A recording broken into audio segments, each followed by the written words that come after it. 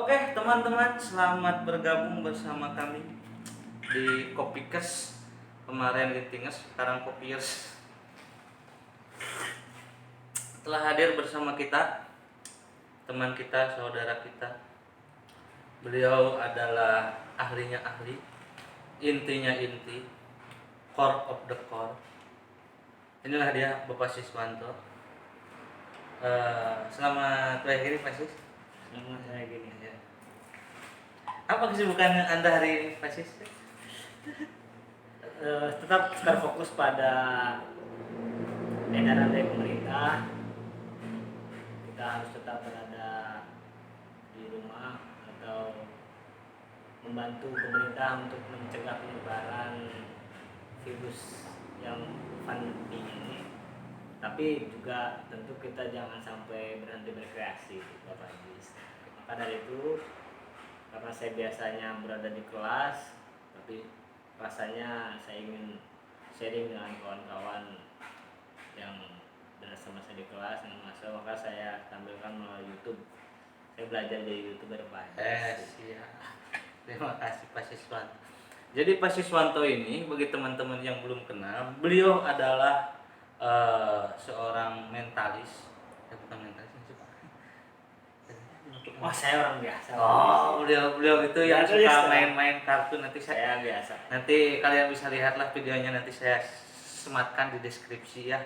Pokoknya jika teman-teman punya masalah, apapun masalahnya, bersama beliau biasanya suka menemukan atau bisa terpecahkan masalah tersebut. Yang punya masalah curhat dengan saya, kita cerita sama-sama masalah kita dan nangis. Aduh Pak Siswanto, Masya Allah. Hidup itu harus direlakan Ya. Jadi kata Ustadz sih ya,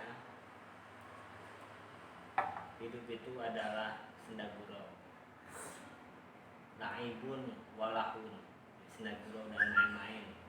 Jangan serius-serius, santai aja. Ikuti alur permainan aja, kayak kita main Mobile Legends. Yang bisa bertahan dengan permainan ya itu yang akan bertahan. Dan nggak usah marah-marah, santai aja. Begitu tertembak, kalah, ulang lagi dari. Tapi kan dari ulangnya dari nol itu bukan benar-benar dari nol, tapi kita setelah bermain sudah jauh, kita sudah punya pengalaman, ilmu pengalaman. Meskipun seolah-olah kita dari nol, sebetulnya nggak dari nol tadi. Tapi kita berangkat dari nol dengan sejuta pengalaman. Gitu. Jadi pada dasarnya ilmu tanpa pengalaman adalah kebohongan. Iya, benar. Seperti itu mungkin masih. Pengalaman tanpa ilmu juga sama mungkin gitu. Atau enggak, beda. Pengalaman adalah guru yang paling berharga dan juga yang paling jujur. Ilmu itu kalau hanya sebatas teori belum jadi. Sesuatu itu jadi ilmu itu ketika memang sudah secara empiris sudah dibuktikan kebenarannya. Nah, empirisnya kan pengalaman. Jadi jangan sok-sokan kita berilmu tapi kita belum pernah melakukan apa. Itu sama dengan orang bodoh saja. Ya lakukanlah kesalahan sebanyak mungkin selama kita tidak tahu bahwa itu salah. Karena kan kita tentu tidak tahu bahwa ini panjang atau pendek kalau tidak dibandingkan dengan ini. Ketika kita ngomong ini panjang pendek, tentu ini pendek. Tapi kalau kita ngomongin ini panjang pendek, tentu ini panjang. Jadi kita tidak akan pernah tahu mana yang benar sebelum kita tahu mana yang salah.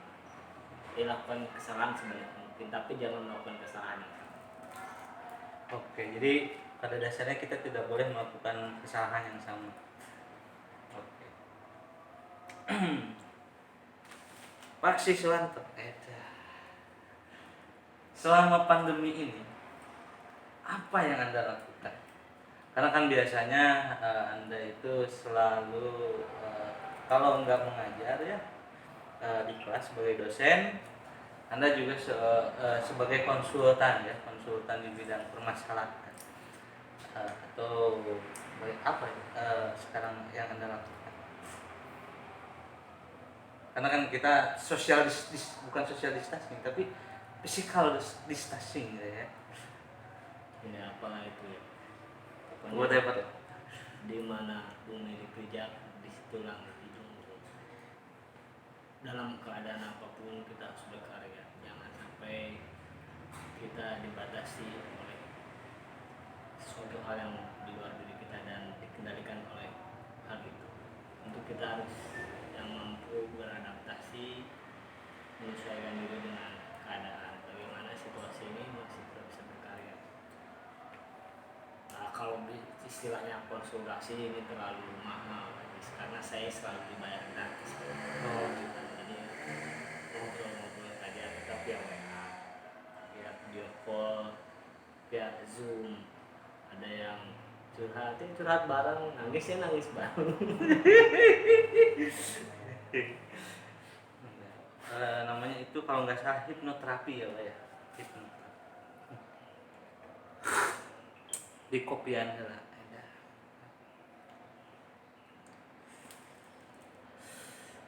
Menurut Pak Siswanto, ini saat ini kan pandemi ya, banyak orang yang suruh diam di rumah ya kan. Nah, banyak juga yang di PHK. Kira-kira solusi agar mereka tetap bisa berkarya itu bagaimana?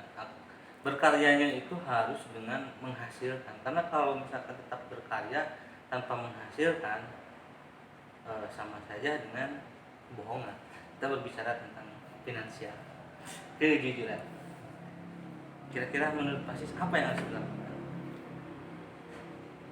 Ya, sebelumnya saya turut prihatin ya kepada kawan-kawan saudara-saudara kita yang terdampak karena virus ini, yang terkena PHK. Ada yang curhat sama saya, nangis ya, saya juga ikut nangis. Masya Allah. Jadi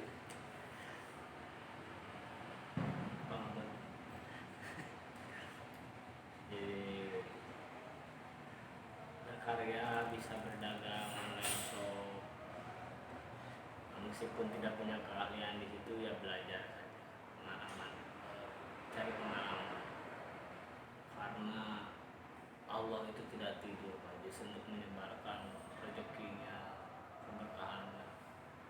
Ada ya, kata Ustadz ini 10 pintu rezeki, 9 diantaranya dari perdagangan atau perniagaan. Jadi masih banyak jalan sebetulnya untuk tidak mengeluh. Kalau kita hanya sekedar menuntut bantuan dari pemerintah, menuntut ini, menuntut itu, alangkah lebih kita menuntut diri kita untuk lebih rajin, untuk bisa beradaptasi menjadi pribadi yang lebih baik. Karena kita mati, kita makan, kita minum itu ya tanggung jawab kita. Jadi beradaptasi. Kalau sekarang kita menghadapi new normal era normal yang baru, ya kita harus beradaptasi. Kalau sekedar mengeluh, kita akan tertinggal dengan mereka yang tetap berpikiran realistis. Tidak hanya sekedar optimis, tapi harus realistis. Realistis itu sama dengan optimis ditambah strategi. Itu realistis. Tidak hanya sebatas kita pasti bisa tanpa melangkah, tanpa ada strategi, itu mati konyol. Saya tidak takut corona, datang aja ke Jakarta sana. Saya tidak takut harimau, datang ke kebun binatang aja sana. Ini keroyok harimau kan. Nah, itu sama aja. Jadi kita harus realistis saja. Oke, tadi saya menggarisbawahi tentang online shop. Itu bagaimana dengan mereka yang dulunya tukang dagang cilok yang biasa berkeliling menggunakan roda gitu ya, atau bisa dipanggul gitu, ditanggung. Nah, kan mereka itu tidak mengetahui itu bagaimana cara online shop, terus bagaimana cara pemasaran. Kira-kira menurut Pak Siswanto, orang-orang seperti itu bagaimana bisa kita bantu? Apa yang harus kita lakukan untuk membantu mereka? Sekarang itu kalau kita lihat masyarakat dari kota sampai pedesaan itu melek teknologi, sudah pintar semua. Sebetulnya tinggal ada kemauan saja. Pamun, Mungkin taqabbalallahu minna wa minkum. Itu Nah, eta naon teh alias sudah mulai berperang. oh, Sudah mulai berperang. Cina teh nyepang apa? Sana dia gerbang. Oh, gerbang ya. Oh. Iya mah dah memang gentos-gentos soalnya aya Tahu.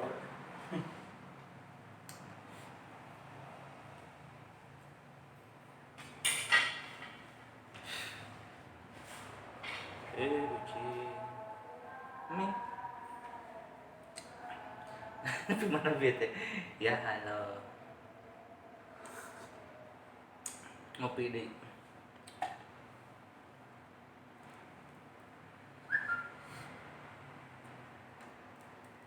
sebenarnya apa ya kalau kita misalkan bisa menggunakan atau memaksimalkan handphone kita dan internet sepertinya kita bisa menghasilkan banyak uang juga ya Pak tanpa harus bekerja keluar rumah gitu. Seperti ya kita ambil contoh seperti kita bikin sebuah konten video itu tidak harus di-upload ke YouTube, sebenarnya bisa juga kita upload ke Facebook dan itu juga bisa menghasilkan uang sebenarnya. Terus juga kalau teman-teman yang hobinya moto, potret gitu kan, ada juga sih di freelancer itu kan. Freelancer itu kan banyak ya, banyak apa namanya tender-tender yang bisa teman-teman ikuti. Itu bisa hanya dengan bermodalkan handphone saja. Sebenarnya sih seperti itu. banyak peluang-peluang usaha itu banyak. Ketika kita berusaha realistis dan adaptif, maka ide-ide itu sangat dengan diizinkan oleh pikiran kita untuk kita terima. Jika kita hanya sekedar mengeluh, ide di alam semesta ini penuh banyak sekali.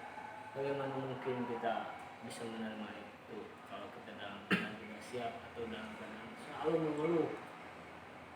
Itu banyak ide. Buktinya sekarang masih jutaan orang yang masih bisa bertahan gitu. Allah itu tidak ridho, itu maha pengasih dan penyayang yang akan memberikan rezekinya kalau kata Ustaz min haitsu la yahtasib, dari sesuatu yang tidak terduga-duga. Ini kita tidak sedang iklan rokok ya. Bebaslah di sini. Ndong puyuh wae aya di dieu mah tuh. Naon deui teh?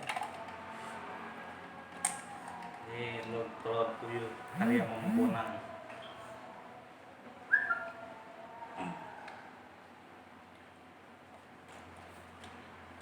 Jadi pada dasarnya mungkin ya Pak, di mana ada yang naik pasti di situ ada yang turun.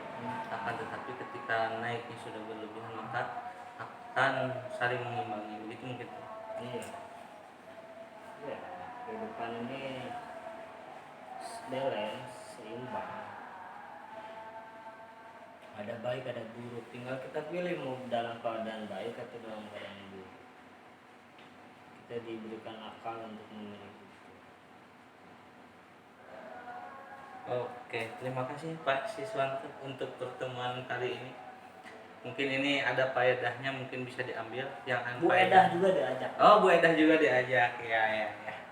Yang berfaedahnya silahkan diambil, yang unfaedahnya ya jangan diambil. Terserah bagaimana kalian aja.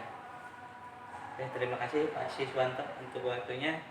Nanti kita bertemu lagi untuk sesi selanjutnya. Kita akan coba review tembakau kembali. Oke, sekian, terima kasih. Assalamualaikum warahmatullahi wabarakatuh. Oke, 5, 3, 2, 1, close the door. Jadi komputer banget. Obatin lu 2 hiji tutupan pantau.